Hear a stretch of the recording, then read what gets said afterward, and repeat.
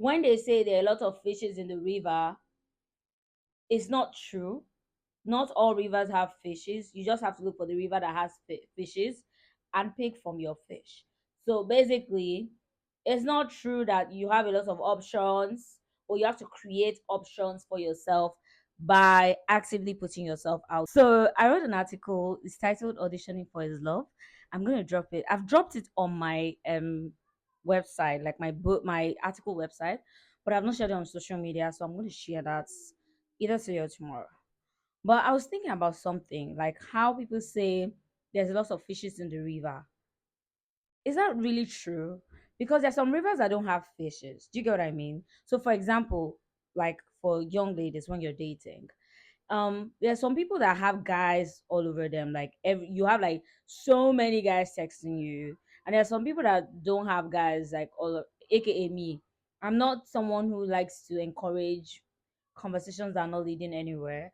So I realized that I don't have a lot of options. Like I might have options I don't know about, but like I don't have lots of options per se because I'm not.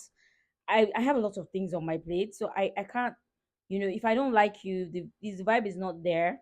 I wouldn't necessarily talk to you. So like in like a year, I could only meet like two people that I vibe with, and that kind of affects you in a way because you now tend to get emotionally attached to the wrong people. So for example, I find someone I vibe with, the vibe is great, they're love bombing me at the beginning, I get attached, and you know I'm like, I'm in that process of, okay, this person is not giving me what I want, time to detach.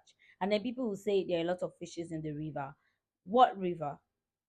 So now I was thinking about it. I'm like, okay, there are lots of fishes in the river, meaning there are lots of guys everywhere. But in real sense, not every river has fishes. Do you get what I mean? So it means that you have to look for the river that has fishes. So let's now, compare it to dating. If you're a young lady, especially when you're in your 30s, you're ready to date, we tend to just sit down and say, oh, I'm waiting for the right person. I'm waiting for the right person. How about if you look for the river that has fishes? What that means is proactively dating. Maybe join an online app, dating app or something. Not Tinder, not places where you meet people who are not serious. There are actually places where you can meet people who are serious. Go to ChatGPT. And maybe go to actual events that you can actually meet the kind of people that you want to vibe with, not restaurant dates. Restaurant dates, you're just going there to eat, honestly, because how many people actually come to restaurant dates alone? So like maybe go for a concert, maybe go for an event, something where you would meet people that you want to vibe with. So what I'm saying is intentionally putting yourself out there. And there's some people who are socially awkward. Like learn how you behave in public and try as much as possible. Okay, when they say maintain eye contact, do this, do that. Like basically saying when they say there are a lot of fishes in the river, it's not true. Not all rivers have fishes. You just have to look for the river that has fishes and pick from your fish.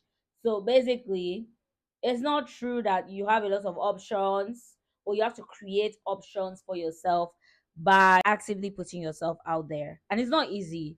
It's not going to come at once. I mean, if you're looking for a river that has fish, you have to do a lot of research.